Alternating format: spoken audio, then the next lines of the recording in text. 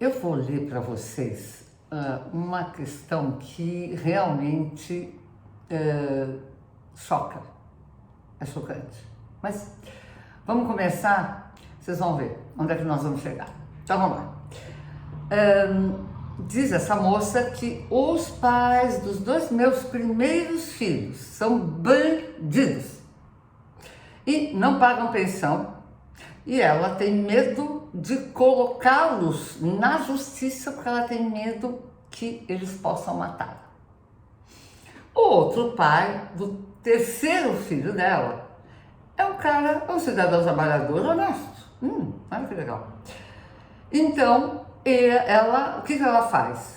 Então, ela quer colocar na justiça para que ele pague a pensão, não só para sustentar o filho dele, mas para sustentar as 3 crianças, cujas outras 2 são filhas daqueles 2 bandidos que ela cita no começo. Muito bem.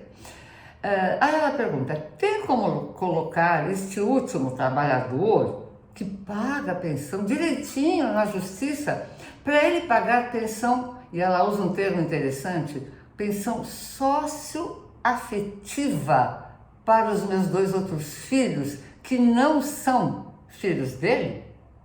Gente, sabe o que acontece? O desconhecimento faz com que as pessoas imaginem que existem coisas possíveis. Eu estou imaginando que esta moça ouviu falar, não tem noção, entendo a problemática dela, entendo que ela está com medo, 3 filhos, 2 bandidos, que ela tem medo que possa acontecer alguma coisa com ela e com os filhos. Então tem um bacaninha, bonzinho, pai do último filho, que ela disse assim, bom, já que ele é bonzinho, vamos ver se eu consigo fazer com que ele pague a pensão alimentícia dos outros 2 filhos, que não são dele, pela socioafetividade. Então, eu quero dizer para vocês o seguinte, existe uma confusão muito grande, existe uma informação mal digerida, talvez fosse o caso de dizer. O que é a socioafetividade?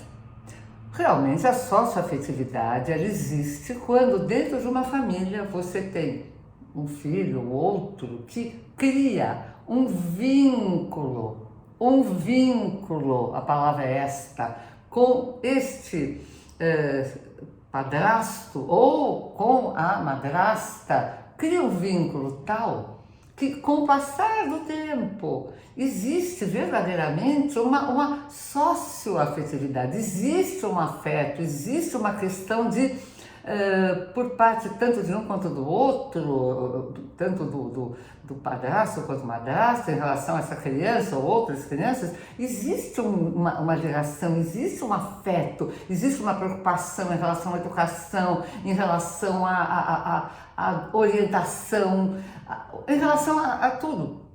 Então, aí se comprova uma socioafetividade, e quando você leva um caso de pedido de que haja o reconhecimento dessa socioafetividade por parte de uma das partes, sendo menor ou sendo maior, não vou entrar no detalhe agora, isso acho que eu vou explicar depois, que é bacana, é importante.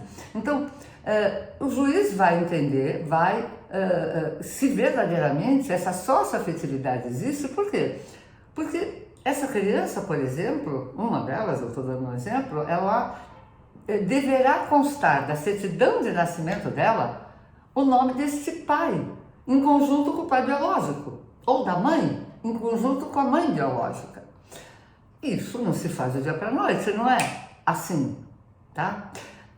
Então, a socioafetividade, sim, é uma questão jurídica, é um instituto jurídico, na atualidade, de um tempo para cá, muito importante, não tem a menor dúvida, que ele, inclusive, faz a diferença brutal daquilo que havia antigamente, onde o filho do outro ou da outra era mais alguém, ninguém dava muita atenção, muita bola, ou até dava, mas não havia uma confirmação. Então a socioafetividade, ela realmente veio para dar esse instituto veio para dar base, uma base verdadeiramente não só de socioafetividade, como também de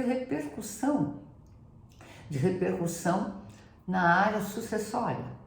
Eu também quero falar com vocês sobre isso, que também é uma outra coisa importantíssima, tá? Então, eu só quero comentar com vocês o seguinte: essa pretensão desta mãe, que vamos dizer, é justificável pelo ponto de vista dela como mãe, dá conta de 3 crianças, mas absolutamente muito difícil de ter uma justificativa e fazer com que um deles, que é pai biológico de uma das crianças, faça frente às necessidades, que às vezes pode acontecer até espontaneamente, mas que ele seja obrigado a fazer frente às necessidades dos filhos biológicos de outras pessoas. E ainda mais quando não há uma socioafetividade comprovada judicialmente.